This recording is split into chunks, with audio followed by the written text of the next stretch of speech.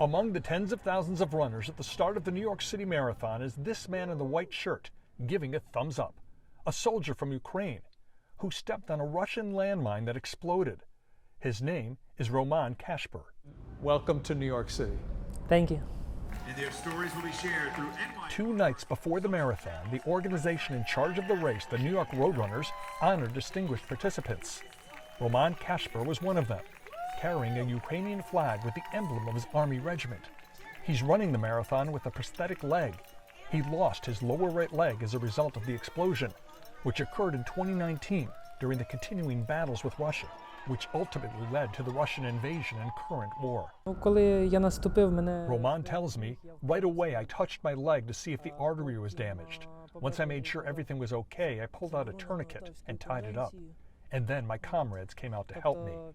Even with the serious injury, this husband and father of 2 young boys reported for duty after the Russian invasion last year, performing surveillance missions. But now the 26-year-old has taken a break with the encouragement of his military superiors. And with his wife awaiting him at the finish line, Roman is running New York, along with Ukrainian-American friends. His goal to try to break 6 hours. He says he had never done distance running before he was wounded.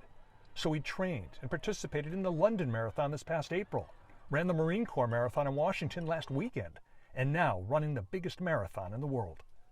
Roman Kashper says he is still active duty military, but says his primary role now is to inspire other Ukrainian soldiers who've been wounded like him. He declares that when you survive what I survived, you have to have a bigger mission. You need to do something with your life.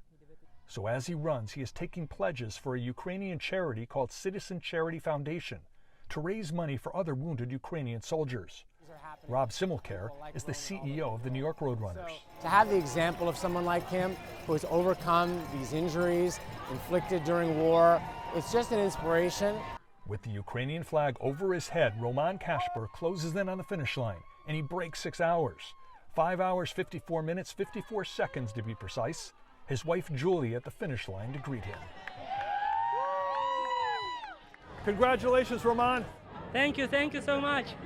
Can you ask his wife, Julia, how she feels about him finishing? I'm happy. She's very excited and happy. And very grateful for all her husband's accomplishments. Gary Tuckman, CNN, New York.